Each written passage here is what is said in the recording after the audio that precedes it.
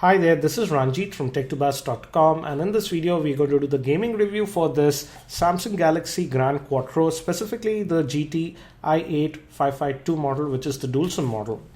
And let's start with some casual gaming first. And the specs on this phone are also pretty decent. It comes with a 1.2 GHz quad-core processor and it has 1 GB of RAM. I already did the benchmarking for this phone and the benchmark results were pretty decent. So you can check out this video if you're interested in the benchmarks. Let's start with Subway Surfer. And loading of games does take a little bit of a while on this phone. But again, it's not too bad, I would say. So this is Subway Surfer, and as you can see, it can run this game without any issues. Also, the screen quality provided is pretty decent, I would say, and the viewing angles are also decent enough. And again, as it's a Samsung phone, the display quality is pretty good. So as you can see, it can run this Subway Surfer game without any issues.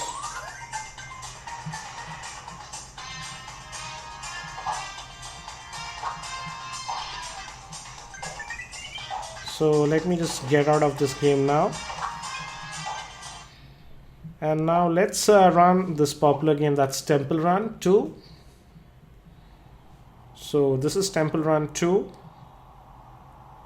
Oh, thanks. One thing I did notice is that the speaker is pretty loud on this phone and it's also very clear. Again, as you can see, it can run this Temple Run game also without any issues.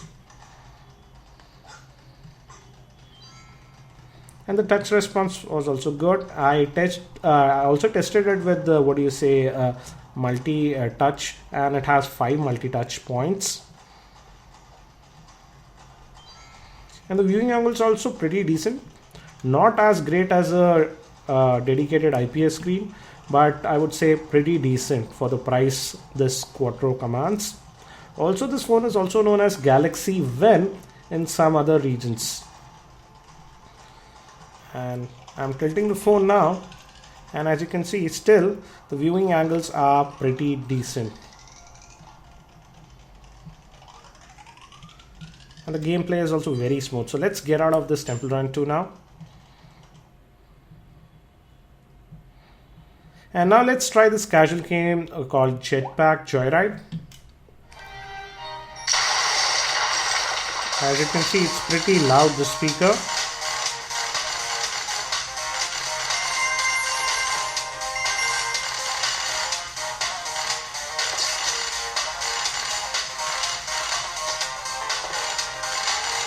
And as expected, very smooth gameplay.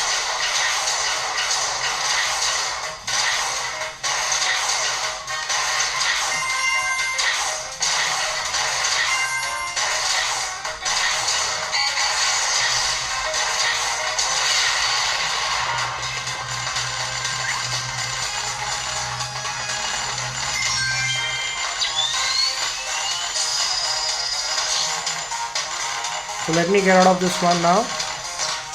I also tried it with very casual games like Angry Birds, etc., and they also ran fine. Now let's try Dead Trigger.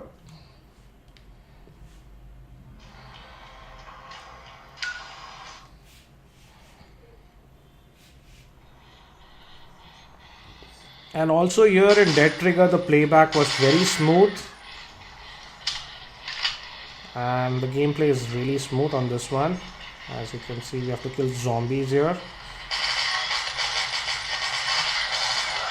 I do notice minor lag at times. I think so that's while loading the levels, etc. But apart from that, the gameplay was very smooth.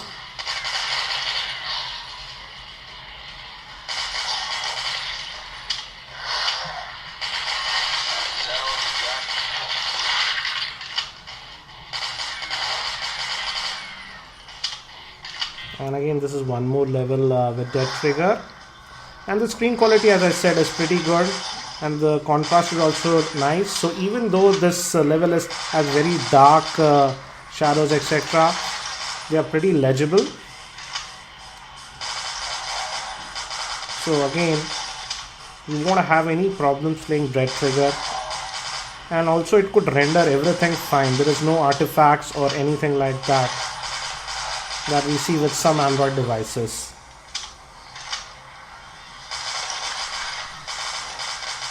So let me get out of this Dread Trigger now. I also tested this Quattro with some heavy games, and I'll make another video regarding that. I'll add the link to the show notes, and it could play most of the games, but again the graphic quality was rendered to a bit low.